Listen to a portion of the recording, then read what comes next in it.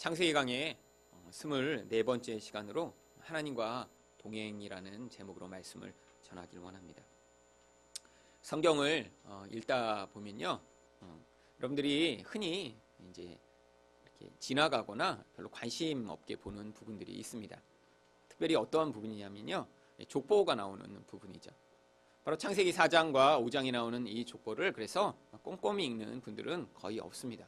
마치 레위기 우리가 읽을 때 그냥 다 지나가고 읽듯이 별 관심이 없는 것입니다. 그런데 이런 족보 가운데서도요, 그래도 사람들이 관심 있고 또 아주 중요하게 여기는 한 사람이 있는데 바로 그 사람이 에녹입니다. 왜 에녹에 대해서만 이렇게 사람들이 관심을 기울이는 것일까요?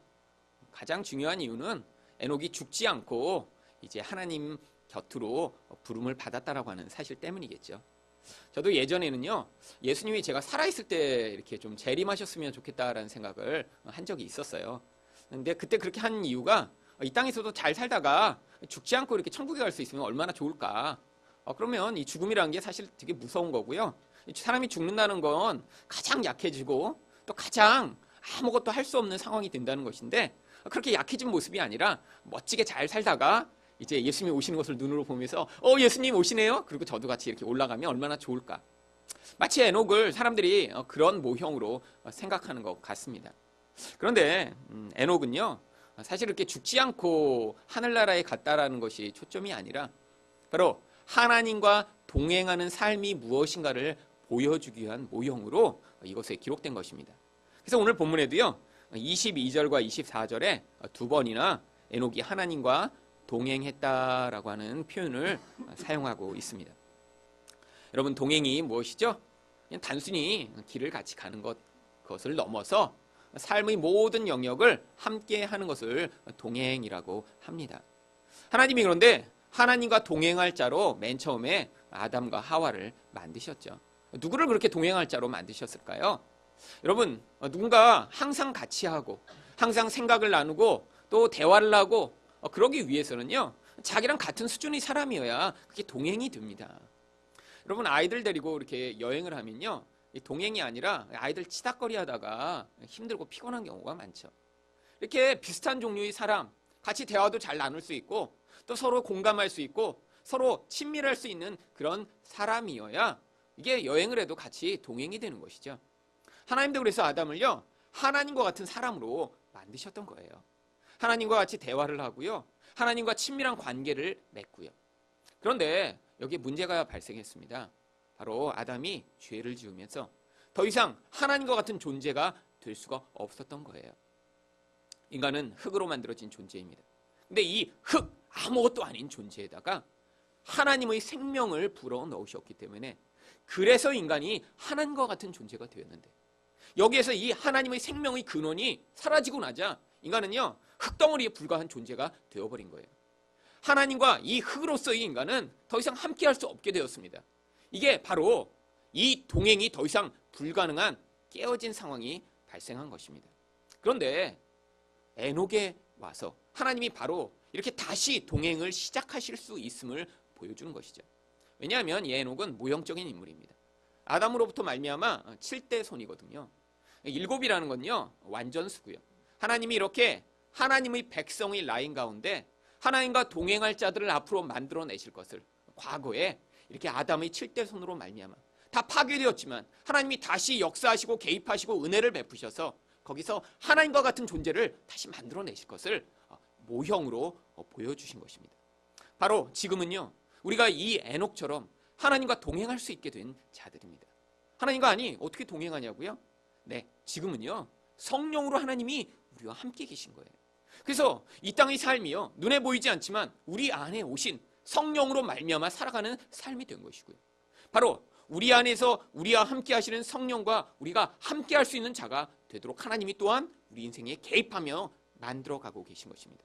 그렇다면 우리는 하나님이 나와 동행하신다라는 그런 생각을 잘 하지 못할 때가 굉장히 많아요. 왜죠? 하나님과의 동행은요, 우리가 기대하는 대로 내가 생각하고 내가 원하는 대로 일이 잘 이루어지거나, 세상에서 하나님이 눈에 보이지 않는 하나님인데 그분이 보이는 대로 나타나서 어떤 결과를 주시는 것이 아니기 때문입니다.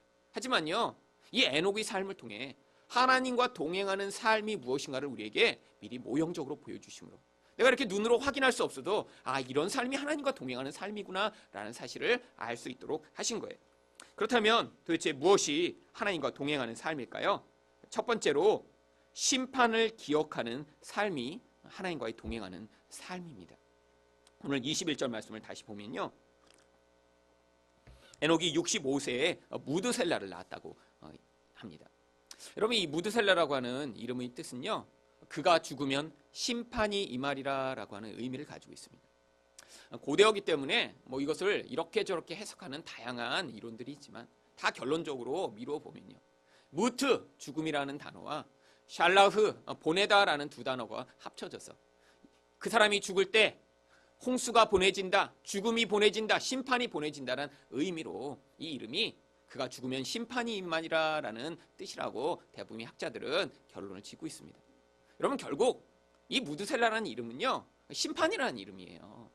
아니, 왜 아들의 이름을 이렇게 심판이라고 지은 것이죠? 바로 에녹이요, 하나님부터 계시를 받은 것입니다. 그 아이가 태어났을 때가 바로 어떤 때죠? 그때부터 이 에녹은 하나님과 동행하는 삶을 시작합니다. 그러니까 하나님이 이 아이를 낳을 때 그에게 이 아이가 죽을 때 이 온 땅에 심판이 임할 것이다라고 하나님이 말씀해 주신 거예요. 여러분, 이건 아주 심각한 상황입니다. 여러분, 아이가 언제 어떻게 죽을지 알지 못하죠. 아이는요, 자라면서 분명히 아플 때가 있을 것이고요, 약해질 때가 있을 것이고요. 그런데 이 아이를 보면서 에녹은 늘 기억한 거예요. 얘가 죽으면 이 온 세상이 다 망하게 되지. 아이 이름을 부를 때마다 그는 그 의미를 알고 불렀습니다. 네가 죽으면 이 땅에 심판이 임해. 아이 이름이 바로 그거예요. 네가 죽으면 심판이 임해. 네가 죽으면 심판이 임해.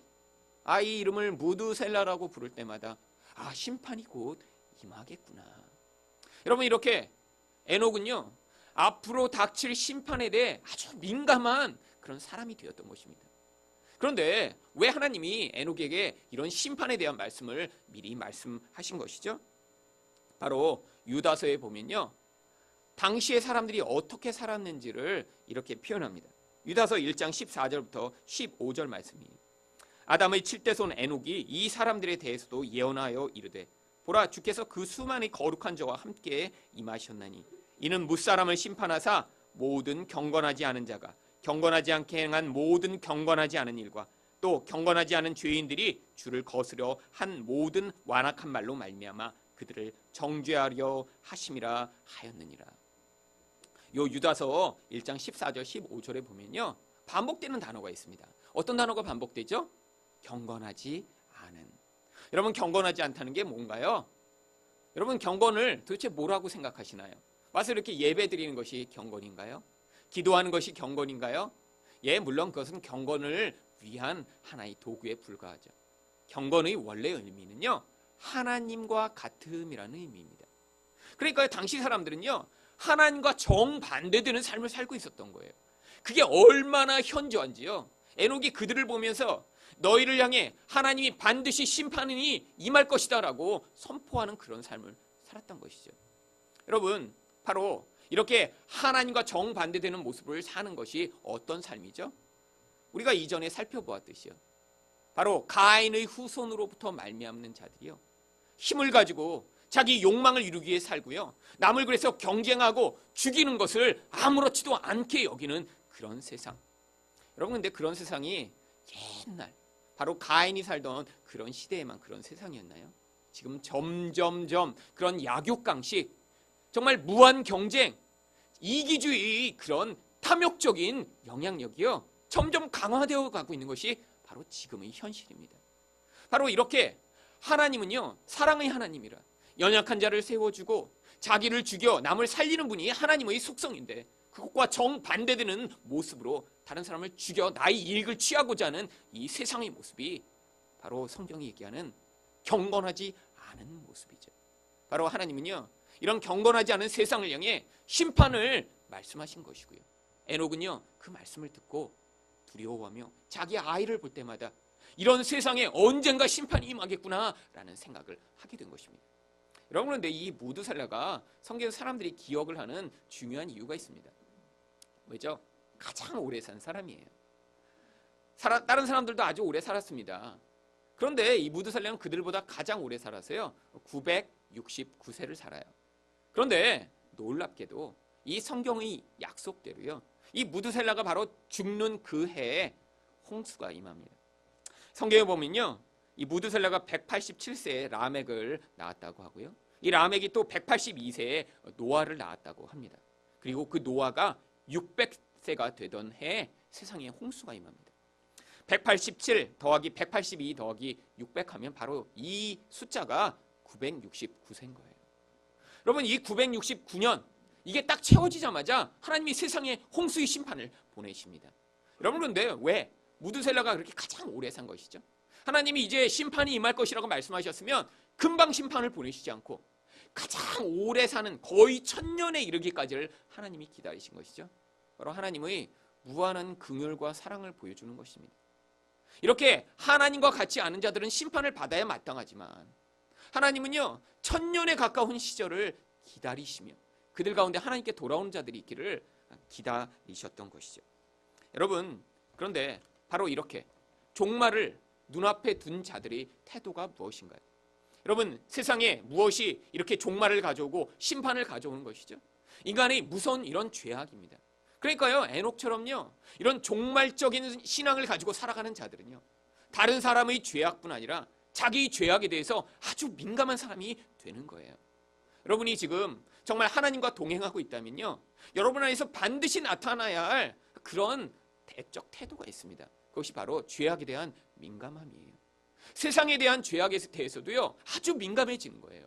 사람들이 욕심을 내고 다른 사람을 죽이고 다른 사람의 것들을 빼앗고 자기 이익을 위해 남을 짓밟는 그런 이 무시무시한 세상에 대해 여러분 아파하며 통회하는 마음이 여러분 가운데 있어야 합니다. 그런데 더 나아가 똑같은 그런 이기적인 마음, 똑같이 남을 짓밟아주고 싶은 마음, 똑같이 내가 높아지고 싶고 남보다 훨씬 더 잘난 사람이라고 인정받고 싶은 그 마음이 우리 안에 죄의 속성으로 남아있다는 사실을 발견하며 이런 죄 때문에 통회하고 아파하는 심령이 우리 안에서 있어야 돼요. 이게 바로 종말을 살아가는 하나님과 동행하는 자의 삶의 태도인 것입니다. 여러분, 우리 안에 똑같이 이런 욕심이 있어요. 똑같이 내가 가진 것으로 남을 짓밟아주고 싶은 욕망이 있어요. 내가 하나님처럼 높아지고 싶은 그런 욕심이 있어요. 그런데 하나님 백성은요 이런 속성 자체가 하나님을 거부하는 마귀적인 속성, 가인 족속과 같은 세상의 모습임을 깨달아 알며 하나님 앞에서 자기 안에서도 끊임없이 솟구쳐 나오는 이 죄악을 놓고 민감하게 반응하며 회개하는 자들인 것입니다. 여러분, 그런데 지금이 바로 어떤 시절이죠? 바로 종말의 시기입니다. 여러분, 많은 사람들이요 이렇게 성경을 오해하면서 나중에 이렇게 종말이 따로 올 것이라고 얘기해요. 물론 지금이 이렇게 종말이 다가오고 있는 시기라고 위협하는 경우도 있습니다. 그런데요 성경에서는요 종말 말세를요 예수님의 초림부터 예수님의 재림까지 전체를 다 말세라고 얘기해요. 그러니까 1000년 전에도 말세였어요. 500년 전에도 말세였고요. 100년 전에도 말세고 지금도 말세입니다. 예수님이 100년 후에 안 오시면요 그때도 말세인 거예요. 그래서 베드로전서 1장 5절에는요 이렇게 표현하고 있습니다.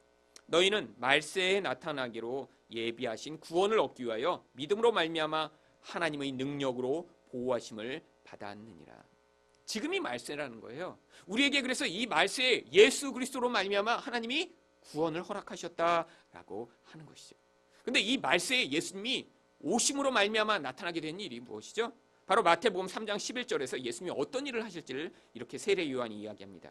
나는 너희로 회개하게 하기 위하여 물로 세례를 베풀거니와 내 뒤에 오시는 이는 나보다 능력이 많으시니 나는 그의 신을 들기도 감당하지 못하겠노라. 그는 성령과 불로 너희에게 세례를 베푸실 것이요. 예수님이 오시면요 단순히 물로 씻어주시는 정도가 아니라 성령과 불로 씻어주시겠대요. 여러분, 이 성령과 불로라는 말은요 바로 성령이 불 같은 역할을 하셔서 우리 모든 더러운 것을 태워주시겠다라고 하는 것입니다. 여러분, 바로 그렇기 때문에 지금이 말세인 거예요. 나중에 불심판이 임하는 것이 아니라 예수를 믿는 자의 삶에서는요 지금도 우리 안에 있는 죄가 이렇게 성령의 불로 말미암아 태워지고 있는 일이 나타나야 우리가 지금 말세를 살아가는 자들인 거예요. 여러분, 심판, 많은 사람들이 심판을 오해합니다. 세상에 있는 뭐 살인범들, 사기꾼들, 도둑질하는 인간들을 하나님이 나중에 그냥 다 불로 태우시는 그런 심판이 임하고 나는 그 심판에 전혀 관계없는 자라고 착각을 하죠. 여러분, 근데 이거는 심판의 의미를 오해해서 그래요. 여러분, 심판이라고 하는 이 원래 단어는요, 저지먼트라고 하는 판단이라고 하는 단어를 번역한 것입니다. 성경에서는 그래서요, 어떤 때는 심판이라고 번역하기도 하고요, 어떤 때는 판단이라고도 번역해요. 그럼 판단이 무엇이죠? 어떤 기준에 따라서 어떤 것들을 바라보는 그것을 판단이라고 하는 거예요. 여러분, 머리 자르러 뭐 미용실이나 이발소에 가시면요, 머리 짧게 해주세요 하면 어떻게 하죠? 미용사가 가진 그 기준에 의해서 짧은 거는 이렇게 머리를 치는 거니까 그거보다 긴 거는 잘라버리자 해서 잘라버립니다. 물론 기준이 같아야겠죠. 저도 그래서 꼭 가서 얘기할 때요, 그 미용사가 가진 짧은 기준과 제 기준이 늘 다르기 때문에 꼭 얘기를 합니다. 옛날에 가서 이제 짧게 해주세요 그럼 이 정도로 하는 줄 알았더니 대머리를 만들어 놨더라고요. 다 잘라버렸어요. 그 미용사의 기준에서는 짧은 거는 늘 스포츠 머리죠. 제 짧은 거는 이 정도였는데. 그러니까 여러분, 사람마다 다 기준이 있는 거예요. 근데 그 기준에 의해 무엇인가 더 많은 것, 그거를 이렇게 잘라서 정리하는 거를 성경이 판단 혹은 심판이라고 얘기합니다. 하나님은 하나님의 기준이 있으세요. 어떤 기준이죠? 예수 그리스도의 의라고 하는 기준이 있으세요. 이 의는요, 하나님이 하나님을 사랑하고 다른 사람을 사랑하는 그 명령을 완벽히 지켜냈을 때 하나님이 의롭다라고 말씀하시는 그 의예요. 여러분, 그런데 그 의 기준에 우리를 딱 갖다 대면요, 어떻죠? 많이 모자랍니다. 하나님 말고 사랑하는 게 너무너무 많아요. 하나님 말고도요, 사랑하는 뭐 장동건도 사랑하고요, 원빈도 사랑하고요, 이런 분들 많습니다. 드라마를 하나님보다 훨씬 사랑하는 분들 많아요. 하나님을요, 돈보다 아주 별거 아니게 여기는 분들도 굉장히 많습니다. 여러분, 하나님의 그 기준에 의하면 사실 우리는 다 불이에요. 여러분, 다른 사람을 어떻게 사랑해야죠? 내 몸을 사랑하듯이 다른 사람을 사랑해야 되는데, 여러분, 그 완벽한 의의 기준으로 우리를 대면요, 우리 남은 그렇게 사랑하지 못합니다. 내게 손해가 안 가는 만큼만 사랑해 주는 거예요. 내게 이익이 있을 때 사랑하는 거고요. 그러니까요, 예수님의 의의 기준에 의해 우리를 딱 대면요, 우리는 이만큼 많이 튀어나온 자예요. 하나님이 어떻게 하신 줄 아세요? 우리 인생 가운데 개입해 오셔서, 지금이 종말이 때니까요, 그 예수 그리스도의 의의 기준에 넘어가는 부분들을요, 지금 정리해 주고 계시는 이것, 이게 바로 우리 인생에 나타나는 환난이며 심판인 것입니다. 그래서 고린도전서 11장 32절에 개역개정판은 이렇게 번역을 하고 있습니다. 우리가 판단을 받는 것은 주께 징계를 받는 것이니 이는 우리로 세상과 함께 정죄함을 받지 않게 하려 함이라. 하나님 백성들이요, 판단을 받는데요. 왜요? 이 판단을 통해서 우리가 징계, 예수 그리스도로 만들어 가시는 이런 훈육의 과정을 거쳐야 나중에 마지막의 정죄를 받지 않기 때문이죠. 근데 여기 있는 이 판단이란 단어가요, 원래 심판이란 단어입니다. 고린도전서 그래서 11장 32절에는요, 표준 세번역으로 보면 그런데 주님께서 우리를 심판하시고 징계하시는 것은 우리가 세상과 함께 정죄를 받지 않게 하시려는 것입니다. 하나님이요, 하나님 백성은 지금 심판하고 계시다는 거예요. 어떻게요? 우리 안에서 예수 그리스도와 다른 부분들을 다 잘라내심으로 나중에는 예수님과 똑같은 자가 되도록 만드시기 위해서예요. 왜 이런 일을 지금 하고 계시죠? 마지막에는요, 진짜 온 세상에 임할 심판이 기다리고 있기 때문이에요. 그 심판을 베드로후서 3장 7절은 이렇게 이야기합니다. 이제 하늘과 땅은 그 동일한 말씀으로 불사르기 위하여 보호하신 바 되어 경건하지 아니한 사람들이 심판과 멸망의 날까지 보존하여 두신 것이니라. 마지막에요, 이 온 세상을 태울 심판이 임한대요. 여러분, 그때요, 예수 그리스도 안에 완전하게 들어가지 않은 자들은요, 그렇게 임할 심판에 같이 당하게 되는 거예요. 여러분, 그래서 우리 인생에 환난이 있는 것입니다. 아니, 예수를 믿었는데도요, 어려운 일이 계속해서 있는 거예요. 그 어려운 일들이 다 뭐를 우리 안에서 증명하고 있는 거예요? 우리가 하나님을 온전히 사랑하고 있지 못함을 자꾸 폭로하고 있는 것입니다. 우리가 다른 사람을요, 내 기준에 의해서만 사랑하고 있지 진짜는 사랑하지 않고 있음을 자꾸 보여주는 거예요. 여러분, 지금 그것들을 많이 들키셨어야 여러분이 지금 바로 하나님의 개입과 은혜가 있는 사람이에요. 여러분, 내가 이 정도면 잘 살고 있지라고 했는데 삶에서요, 하나님 말고 의존하는 것을 자꾸 들키셔야 돼요. 여러분, 내가 이 정도면 다른 사람은 그래도 용납하고 사랑하고 있지. 그런데 그 정도의 수준으로 안 되는 거예요. 살다 보면 자꾸 미운 사람이 나타나는 겁니다. 그리고 그 미움이요, 자기 속마음에 있는 줄 알았는데 사람들이 다 알아요. 아, 저 사람은 저 사람 미워하고 싫어하는구나. 여러분, 그게 지금 우리의 수준인 거예요. 예수 그리스도의 의 수준에 와서 우리를 대조하면요, 사랑할 수 없는 그런 자들인 것. 그런데 그 과정을 통해 우리가 어떻게 된다고요? 바로 이런 종말의 신앙으로 하나님과 동행하는 삶을 지금 살고 있는 것입니다. 여러분, 두 번째로요, 또 무엇이 하나님과 동행하는 삶인가요? 경건한 자들을 양육하는 삶이 하나님과 동행하는 삶입니다. 22절, 23절 말씀을 다시 보겠습니다. 무드셀라를 낳은 후 300년을 하나님과 동행하며 자녀들을 낳았으며 그는 365세를 살았더라. 여러분, 왜 자녀를 낳은 다음에야 이렇게 하나님과 에녹이 동행했다고 성경이 이야기하는 것이죠? 이전부터 좀 동행했으면 좋지 않을까요? 꼭 애를 낳은 다음에야 이렇게 동행이 시작되었다고 얘기하는 것이죠. 여러분, 하나님과 동행은요, 우리 편에서의 적극적인 반응이 꼭 필요합니다. 여러분, 누군가 동행하는데 한 사람이 같이 가기 싫어하면요, 동행이 안 되죠. 근데 에녹이요, 이때 아이를 낳은 다음에야 하나님을 내가 의존하고 그의 뜻대로 내가 열심히 하나님을 붙들지 않으면 안 되겠구나라는 그런 생각을 하게 된 거예요. 왜죠? 여러분, 경건하지 않은 사람들이 주변에 가득 있습니다. 약육 강식의 세상이 펼쳐져 있어요. 그런데 자기 자녀를 낳고 보니까 자기 자녀를 어떻게 키우고 싶어요? 하나님의 사람, 경건한 사람, 하나님을 의지하는 사람으로 키워내고 싶어요. 그런데 그게 자기 힘만으로는 불가능하다는 사실을 깨달은 것입니다. 자녀를 키우며 그 자녀를 나처럼 하나님의 은혜를 경험하고 하나님과 함께하는 사람으로 만들어내기 위해서 내가 먼저 하나님과 동행하며 하나님의 뜻을 순종하며 하나님의 은혜를 받아야 이게 가능하다라는 사실을 깨닫게 된 것이죠. 여러분, 그래서요, 우리 인생에서도요, 우리를 통해 이렇게 하나님의 사람이 양육되고 또 이렇게 키워지는 일들이 벌어질 때 우리가 무엇을 알 수 있냐면, 내가 하나님과 동행하는 삶을 살고 있구나라는 사실을 알 수 있습니다. 여러분, 또 반대로요, 여러분이 적극적으로 이렇게 누구를 하나님의 사람으로 영향을 미치고 그렇게 하나님의 사람처럼 자랄 수 있도록 도우려고 할 때요, 그때 여러분 안에서 하나님을 의지하지 않고 하나님과 동행하지 않으면 안 되겠구나라는 그런 생각을 깊이 하게 됩니다. 여러분, 제가 목사를 하면서요, 안 좋은 일이 참 여러 가지 있습니다. 왜 사람들이 이렇게 목사를 하기 싫어하는지 그런 이유들을 제가 이제 보니까 정말 있더라고요. 여러분, 이 목사가 사실 이렇게 이제 저도 놀러 가고 싶을 때도 있고 그런데 이렇게 이제 늘 이제 그 정해진 게 많이 있잖아요. 요즘은 월요일부터 정말 주일까지 하루도 이제 쉬지 않고 뭐가 일이 자꾸 있어갖고요. 사실 하루도 쉬지 못한 채로 지금 계속 돌고 있습니다. 그래갖고 긴장을 늦출 수가 없어요. 이게 뭐 주일날 이렇게 하고 나면 월요일 아침에 좀 이렇게 긴장을 풀고 좀 늦잠도 자고 이러고 싶은 마음이 있는데, 이 월요일 아침에 가장 힘든 여명학교, 이 탈북 아이들이 제가 가면 다 자고 있는 아이들이 기다리고 있기 때문에 도대체 긴장을 늦출 수가 없어요. 그래서 이 목사가 이제 힘든고요. 그리고요, 저는 완벽하지 않거든요. 저도 여전히 넘어지고 고민도 많고 그런데 목사가 되다 보니까 이게 그래도 어느 정도의 수준을 유지해야 되잖아요.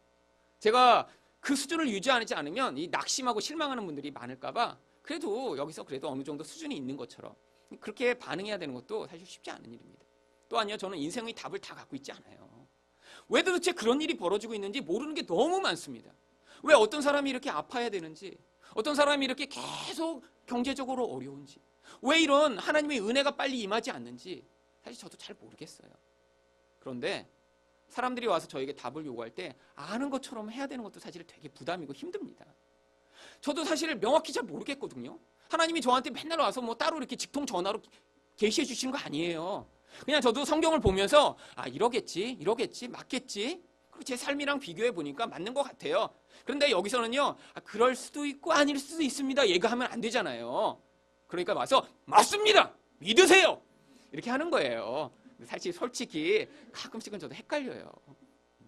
여러분, 이런 게 참 목사하면서 쉽지 않더라고요. 여러분, 주일날이요, 가끔씩 그냥 저도 쭉 자고 싶을 때 있어요. 여러분, 그래서 여기서 쭉 자고 안 오시는 분들 계시잖아요. 목사 아니면 가능합니다. 그런데 목사는요, 안 돼요. 제가 지금 어이구 늦잠 자서 지금 왔어요. 그리고 제가 지금 들어오면 여러분들 어떻게 하시겠어요? 이제 교회 그 다음 주에 안 나오시는 분도 굉장히 많을 거예요. 그러니까요, 늘 긴장해야 돼요, 긴장. 여러분, 이번 주에도 엄청 힘들었습니다. 새벽부터 4시부터 일어나고요, 광명에 있는 교회에 가서 일주일 내 새벽 부흥회를 했거든요. 어제는요, 또 뭐 이 목사 왔다고 또 이렇게 안수기도 받겠다고 그래갖고요. 특히 아이들만 받으라고 그랬고요. 아이들이 줄을 쫙 서갖고 그 아이들 안수기도 다 하고 집에 왔더니요, 정말 힘이 쭉 빠져갖고 아무것도 못하더라고요. 그런데 주일 설교를 준비해야 되잖아요.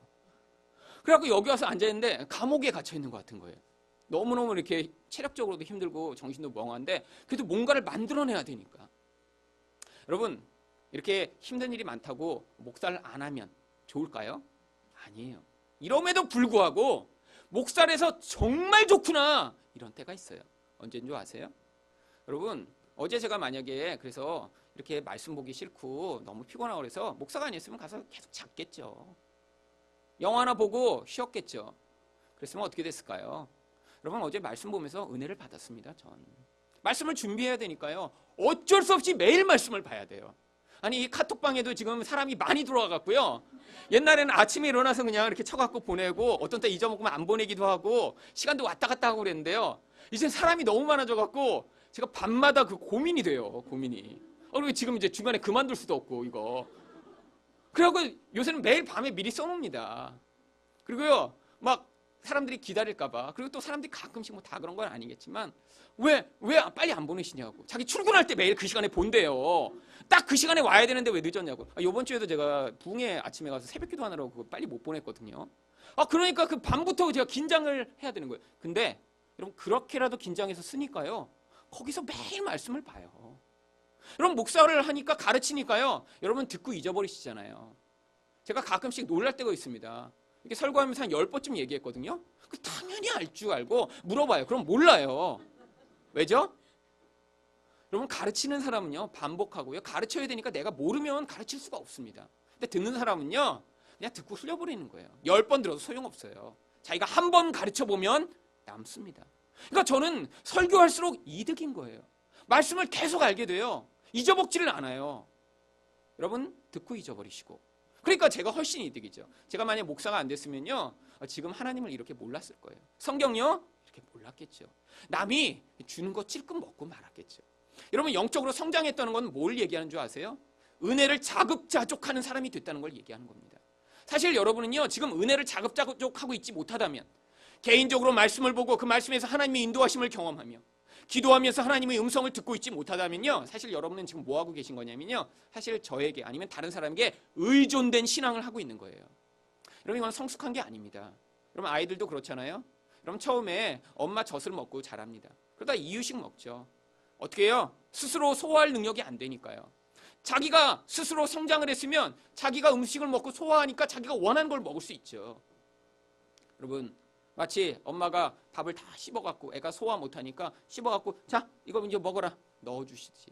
사실은 여러분 스스로 지금 말씀을 보고 있지 않고 이렇게 아침마다 날라오는 카톡 그냥 하나 읽고 하루의 모든 말씀의 그냥 근거로 삼고, 일주일에 한번 성경 피는 시간은 주일날 와서, 요즘은 이것도 다 띄워주니까 펴보지도 않고 사실 있다면 여러분, 사실 지금 영적으로 좀 성장하고 계신 게 아니에요. 여러분, 그래서 앞으로 지금은 아니더라도 반드시 어떤 자리에 서셔야 하냐면요, 누군가를 말씀으로 양육하는 자리에 서셔야 합니다. 그게 하나님과의 동행의 증거고요, 또 그때 하나님과 동행하는 가장 놀라운 은혜가 나타나요. 여러분, 이번 주에도 제가 이렇게 가서 새벽에 설교하면서요, 새로 말씀을 준비할 시간이 도저히 없었어요. 너무 바빠갖고. 그래서 여기서 이제 주일 설교 했던 걸 그냥 시리즈로 그냥 가지고 갔습니다. 창세기 그대로. 그런데 우리 주일날 한 거랑 약간 이제 새벽이고 시간도 다르고 사람들이 원하는 것도 틀리고 그런데 이거 가지고 그대로 가서 이렇게 길게 설명하면 또 사람들 아침에 다 졸고 그럴까봐 어떻게 해야 되나. 그런데 또 문제가 있었어요. 그 교회가 제가 한 1년 반 협동 목사로 있으면서 모든 좋은 설교 다 썼거든요. 거기서 예화도 다 했습니다. 거기서 도저히 새로운 예화가 이제는 없어요. 그러니까 고민이 되는 거예요. 그런데 매일매일 놀라운 일이 있었습니다. 하나님이 아침에 가서 이렇게 강단에 올라가기 전에 기도하는데요, 그때 새로운 예화를 주시는 거예요. 이전에 한 번도 거기서 쓰지 않은 예화들, 그리고 꼭 그 말씀에 필요한 예화들. 그래갖고 저도 말씀을 전하면서 은혜를 받았어요. 여러분, 그러니까 이렇게 누군가를 가르치는 자리에 서면요, 거기에서 하나님이 내가 너와 함께한다, 너를 통해 내가 은혜를 베풀기를 원한다라는 그 동행의 증거가 나타나는 것입니다. 여러분, 그래서 나중에 이 교회에서도요, 지금은 우리가 아직 소그룹도 없고 가르치는 것도 제한되어 있지만 나중에 이제 분명히 이 안에서 주일학교도 생겨야 하고요. 여기서 소그룹도 반드시 만들 것입니다. 왜죠? 우리끼리를 위한 게 아니에요. 여러분들이 그렇게 아이들을 가르치고 여기서 소그룹에서 같은 사람들을 가르치고 또 그 안에서 말씀을 나누는 그런 역할을 할 때 여러분 안에 하나님의 동행의 증거가 나타나는 거예요. 여러분, 그래서 지금은 우리가 이제 준비하는 단계니까 이런 가르치는 일이 저 혼자에게 다 맡겨져 있지만 이 좋은 거를 제가 혼자 할 수가 없어요. 꼭 같이 이 역할을 나누어서 하실 때 여러분에도 이런 놀라운 하나님의 동행의 증거가 나타나게 될 것이고요. 여러분도 그 은혜를 함께 누리실 수 있게 될 것입니다. 마지막으로 또 무엇이 하나님과 동행하는 삶인가요? 하나님의 통치를 순종하는 것이 하나님과 동행하는 삶입니다. 24절 말씀입니다. 에녹이 하나님과 동행하더니 하나님이 그를 데려가심으로 세상에 있지 아니하였더라. 여러분, 동행하다라고 하는 이 히브리어도요, 문법적으로 살펴보면요, 그냥 단순히 같이 걸어가다라는 의미가 아니라요, 원래 히브리어 동사에는요, 어떤 그 의미를 포함하는 그런 종류의 문법적 표현이 있거든요. 강조 재귀형이라고 하는 이런 이제 어려운 표현이 있는데요. 이거는 뭐냐면요, 단순히 그냥 걸어가는 게 아니에요. 어떤 대상이 어떤 행동을 할 때요, 그 행동에 내가 맞추기 위해 열심히 계속해서 나의 어떤 행동을 수정하는 것을 강조 재귀형이라고 합니다. 무슨 얘기냐면 단순히 동행할 때 걸어가는 게 아니에요. 내가 다른 사람에게 발을 맞추기 위해 끊임없이 내 안에서 그 방향과 걸음의 폭을 조절하면서 그 대상과 똑같아지기 위해서 애쓰는 상태를 이야기하는 단어죠. 여러분, 그래서요, 동행이라는 것을 아모스 3장 3절은 이렇게 표현합니다. 두 사람이 뜻이 같지 않은데 어찌 동행하겠으며. 동행이라는 게요, 하나님의 뜻에 똑같이 발 맞추어 나가는 삶이에요. 여러분, 이렇게 똑같이 하나님의 뜻에 발을 맞추어 갈 때 우리에게 무엇이 주어지는 줄 아세요? 우리에게 안식이 주어집니다. 여러분, 원래 하나님 백성들은요, 하나님이 주시는 안식을 누리는 자들로 만들어졌어요. 그게 바로 하나님이요, 6일 동안 세상을 창조하시고 7일째 안식을 주신 그림 안에 담겨 있는 거예요. 그런데 언제 안식을 잊어먹었죠? 내가 선과 악을 판단하기 시작하면서. 그래서 내가 좋은 건 이건 좋은 거야, 이건 나쁜 거야. 근데 그 나쁜 것, 그게 내게 주어지면 그때부터 내게 불안하고 화가 나고 두렵고 욕망하면서 문제가 발생하기 시작한 거예요. 여러분, 그런데요, 하나님이 우리에게 주시는 선을 그대로 받아들이는 사람이 되면, 그래서 하나님의 뜻에 우리 인생의 뜻이 그대로 맞춰지면요, 그때부터 문제가 사라집니다. 왜죠?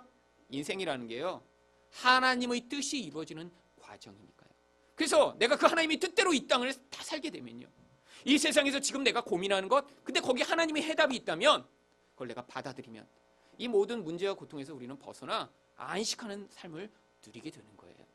여러분, 그게 바로 예수님이요, 마태복음 11장 28절부터 30절에 말씀하신 이 말씀입니다. 수고하고 무거운 짐진 자들아 다 내게로 오라. 내가 너희를 쉬게 하리라. 예수님이 안식을 주시겠대요. 그런데 이 안식이 없는 사람들의 상태를 예수님이 뭐라고 말씀하시죠? 수고하고 무거운 짐을 진 상태로 얘기하시는 거예요. 여러분의 삶 그렇게 느끼실 때 있죠? 아, 인생 너무 정말 피곤하다. 아, 너무 정말 짐이 무겁다. 그런데 지금 이게 바로 안식이 없는 상태예요. 근데 예수님이 우리를 초청하십니다. 내게로 와라. 내가 너희에게 안식을 줄 거야. 어떻게 안식을 주시냐면 29절 말씀입니다. 나는 마음이 온유하고 겸손하니 나의 멍에를 메고 내게 배우라. 그리하면 너희 마음이 쉼을 얻으리니 이는 내 멍에는 쉽고 내 짐은 가벼움이니라 하시니라. 여러분, 안식을 주시는데요, 우리한테 멍에를 같이 매자고 요청하세요.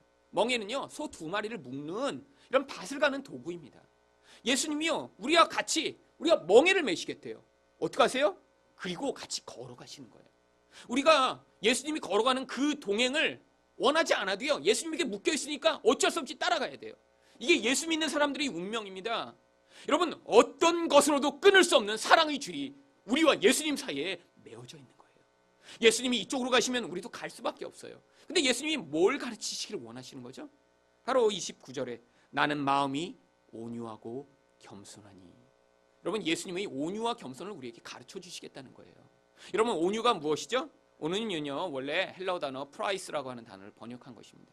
이 단어는요, 원래 야생의 그런 짐승, 길들여지지 않은 짐승을 길들여서 이제 주인의 뜻에 따라 움직이는 그런 짐승이 됐을 때 이제 프라이스, 온유한 짐승이라고 부를 때 쓰는 단어예요. 밭을 가는 소가요, 처음에는 멍에 매는 법도 모르고요, 밭을 가는 법을 몰라 지 마음대로 살려고 했는데 다른 큰 소에 묶여서 밭을 가는 법을 배우다가 거기서 순종하는 소, 온유한 소가 됐을 때 바로 프라이스라고 하는 것입니다. 하나님이 이렇게 우리를 내 뜻, 내 생각으로 인생을 살아가는 자가 아니라 하나님이 말씀하시는 것이면 무조건 그대로 순종하고 따라갈 수 있는 자가 되도록 만드시기 위해 우리 인생에 개입해 오시는 거예요. 또한요, 여기 나와 있는 겸손이라는 타페이노스라고 하는 헬라어는요, 인생에서 자기의 존재가 아무것도 아님을 깨닫고 하나님만을 의존하는 상태를 겸손, 타페이노스라고 부릅니다. 예수님이 바로 이러신 분이셨어요. 세상에서 사람들이요, 그를 죽이려고 해도요, 위협당하지 않으셨어요. 그는 하나님만으로 자기 힘을 삼고 계신 분이셨으니까요. 세상 사람들이 이렇게 해라 저렇게 해라 해도요, 거기에 영향받지 않으셨어요. 왜죠? 하나님의 뜻대로 그는 살다가 결국 하나님이 말씀하신 대로 십자가의 끝까지 순종하시는 분이 예수님이셨으니까요. 그런데 이렇게 예수님처럼 하나님의 뜻대로 사는 자가 되면요, 무엇을 할 수 있어요? 이 땅에서요, 하나님이 주시는 안식을 누릴 수 있습니다. 하나님과 뜻이 맞아, 하나님과 동행하는 삶을 살게 되면요, 하나님의 축복과 생명과 은혜가 우리 영혼 안에 채워지는 거예요. 여러분, 예수님이 바로 오셔서 우리에게 그것들을 가르쳐 주시길 원하십니다. 이게 바로 이 땅의 인생이에요. 그런데 우리가 그렇게 이 땅에서 예수님의 뜻에 순종하는 삶을 살고 있나요? 그렇지 못하기 때문에 이렇게 지금 안식이 없는 것입니다. 여러분, 지금 여러분이 애쓰셔야 할 일은요, 바로 하나님의 뜻이 무엇인가를 분별하여 그 뜻이라면 여러분이 그 욕심과 여러분의 생각을 내려놓고 그것을 순종하고자 애쓰는 삶을 사셔야 되는 거예요. 여러분, 눈에 볼 때는요, 쉬워 보이지 않고 어려워 보이지만 하나님의 뜻을 순종할 때요, 그 안에 놀라운 자유와 행복과 만족이 있습니다. 저희 인생 가운데도요, 하나님이요, 제 생각, 내 판단으로는 늘 아닌 것 같은데 하나님이 개입해 오셔서 아니야, 내 뜻이야, 이게 좋은 거야, 이대로 네가 해야 돼라고 말씀하신 경우들이 많이 있었어요. 근데 그것을 배우기 전에는요, 저희 인생이 늘 불안하고 힘들었어요. 그런데 그것을 배우고 나니까 훨씬 더 자유로워진 거예요. 정말 20여 년 전의 저희 모습을 보면요, 늘 불안한 삶을 살았습니다. 가장 대표적인 게 바로 돈에 대한 불안이죠. 제가 20대 초반에 저희 집이 망했습니다. 아버지가 하시던 사업이요, 쫄딱 망해서요, 정말로 멀쩡한 집에 살다가 다 차압당하고요, 월세 10억 원짜리 지하실로 쫓겨나 거기서 살게 됐습니다. 여러분, 그러니까요, 얼마나 이 돈에 대한 불안이 많아요. 여러분, 그래서 매일매일 불안하게 사는 거예요. 왜죠? 눈에 보는 것이 없으면 하나님을 온전히 믿지 못하니까요, 매일의 삶이 불안한 거예요. 내년에 등록금은 낼 수 있을까? 내가 이렇게 지금 돈이 얼마밖에 없는데 이걸 가지고 정말 그 다음 날은 살 수 있을까? 여러분, 그런데 하나님이요, 그 과정을 통해 뭘 가르치시는 줄 아세요? 먼저 하나님을 의지하는 법을 가르쳐 주셨습니다. 여러분, 죽을 것 같은 그런 삶인데 하나님이 죽지 않게 도와주세요. 돈이 하나도 없어서 아무것도 할 수 없는 것 같은 그런 상황인데 하나님이 개입해 주세요. 사실 제가 신학대학원에 첫 번째 들어갔는데요, 저희 계획은 뭐였냐면 제가 들어가는 입학 시험을 수석을 하는 거였어요. 왜냐하면 뭐 1등을 해서 뭐 하나님께 영광 돌리고 그런 생각은 하나도 없었고 돈이 하나도 없었거든요, 솔직히. 그러니까 입학금을 도저히 낼 그런 상황이 아니었어요. 여러분, 그런데 들어갔는데 뭐 수석은커녕 뭐 등 위에도 못 들었나 봐요. 그러니까 뭐 입학금은커녕 10원도 안 나왔어요, 장학금이. 많이 낙심을 했습니다. 그런데 이제 신학교는 그래도 이게 이제 돈을 내야 다니기 시작하는 게 아니라요, 그래도 신학교는 은혜가 있습니다, 등록금에도. 그래갖고 처음에 2달 동안 돈 안 내고 그냥 다녔어요.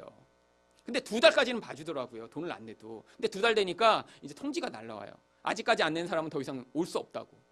그런데 이제 마지막 그 통지가 날라왔는데 그때 돈이 하나도 없는 거예요. 그래서 아버지한테 전화를 드렸습니다. 아버지, 그 요번 주까지 그 금요일까지 돈을 안 내면 여기 이제 고망 오래는데요, 뭐 어떻게 해야 되나요? 근데 아버지도 뭐 지금 방법이 없죠. 회사 하시다 망해갖고 지금 그리고 지하방에 그러고 살고 있는 우리 집에서 뭐 돈이 하늘에서 떨어지겠어요? 그런데 그래도 주시겠지. 그때는 믿음은 아주 충천했거든요. 근데 목요일 밤까지 됐는데 집에 전화를 드렸더니 돈이 안 온 거예요. 그러니까 제 마음이 불안해지기 시작해서 어쩔 수 없이 같이 기숙사에 살고 있는 전도사님한테 얘기를 했습니다. 사실 전도사님, 지금 돈이 이게 등록금을 내야 되는데 사실 내일이 마감인데 원래는 2달 전이 마감이었어요. 근데 이제 2달 그냥 다닌 거죠. 내일까지는 꼭 내야 되는데 지금 사실은 우리 집에 돈이 하나도 없는 상황이라고. 그랬더니 이제 밤에 그냥 그 기숙사에서 같이 열심히 기도했습니다. 하나님 돈 주세요! 막 그러고 막 거기서. 그런데 이제 그래도 믿음은 있었어요. 이렇게 열심히 기도가 나니까 뭐가 이루어지겠지? 얼마나 근데 불안해요.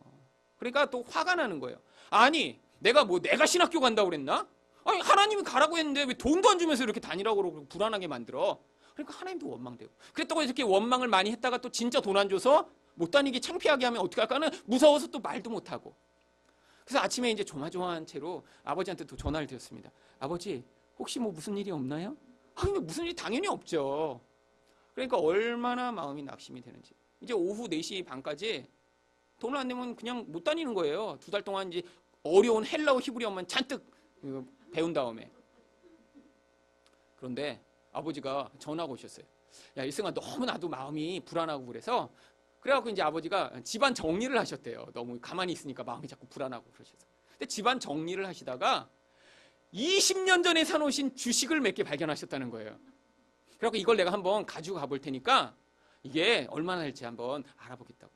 근데 갔다 오시더니요, 이제 거의 시간이 다 됐어요. 그러더니요, 그거 회사가 망해갖고 그 주식 가져가도 돈이 하나도 안 된다는 거예요. 그래서 그냥 좋다가 마른 거예요. 그런데 바로 한 은행 마감하기 한 2시간 전에요, 같이 교회 다니던 아는 누나가 저희 집에 찾아온 거예요.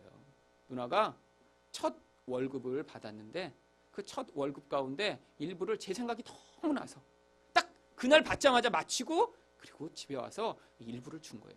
일승아, 일부는 됐는데 나머지는 안 됐다. 이거 어떡하지? 그래서 저도 이제 하나님이 그래도 뭔가 사인이 있으니까 기도를 해보자 열심히 했더니 정말로 은행 마감 30분 전에요, 아는 친척분이 오셔갖고 나머지 금액을 정확히 맞게 딱 주고 가셨어요. 그래갖고 제가 입학을 했습니다. 안 잘리고. 여러분, 그런데 처음에는요 못 믿으니까요 그런 식으로 하나님이 막 힘들게 하시는 거예요. 이게 멀리서부터 일이 벌어지면요, 기다리지. 하나님 은혜롭지. 근데 여러분, 그렇게 시간이 이렇게 몰려가니까요 속에서부터 못 믿는 마음이 다 튀어나와요. 막 원망이 되고요. 근데 그런 일들이 많이 지나갔습니다. 그랬더니 어떻게 돼요? 이제 하나님의 뜻을 믿게 된 거예요. 내가 이렇게 돈이 없어도 망하지 않는구나. 하나님의 뜻이 이루어지는구나. 이런 겸손함을 배운 거죠. 여러분, 근데 겸손이 다가 아닙니다. 온유를 배워야죠. 하나님의 뜻대로 행할 수 있는 온유예요. 사실 그래서 미국에서 배운 게 바로 온유입니다. 이제는 하나님이 돈을 주실 뿐 아니라 하나님이 주신 것을 하나님 뜻대로 행할 수 있는 그런 온유. 여러분, 그래서 그 미국에서 늘 배웠던 게 그런 거예요. 하나님이 말씀하시면 그 말씀에 순종해 누구한테 돈을 갖다 주고, 그리고 그게 그 가정에 정말 꼭 필요한 것이었음을 보게 하시고, 그 안에서 하나님이 이렇게 나의 인생을 통해 일하시는구나라는 그 놀라운 은혜를 경험하고요. 여러분, 하나님이요, 이렇게 여러분이 하나님만을 의존하고 하나님의 뜻에 따라 살아가는 자가 될 때 그 안에서 하나님과의 동행의 놀라운 은혜를 맛보게 하십니다. 여러분, 우리 인생 이렇게 지금 하나님 눈에 안 보이지만요, 하나님 지금 우리와 동행하고 계세요. 어떻게 해요? 우리 인생이 종말적인 믿음과 신앙을 갖게 하시고, 우리 인생에서 하나님의 기준에 어긋난 부분들을 잘라내시는 이런 과정을 통해 하나님 지금 우리 삶 가운데 종말적으로 함께 하신 거고요. 우리 인생을 통해 누군가를 양육하고 키워내는 과정 가운데 은혜를 주심으로 우리가 하나님과 동행하는 삶임을 알려주시고요. 또한 우리가 하나님이 이렇게 우리를 다스리는 그 통치에 순종하는 자가 되게 만드심으로 하나님이 우리와 동행하심을 보여주시는 것입니다. 이 땅에서 이렇게 하나님과 동행함으로 말미암아 이렇게 성령으로 말미암는 놀라운 은혜와 복을 누리시는 여러분이 되시기를 예수 그리스도의 이름으로 축원드립니다.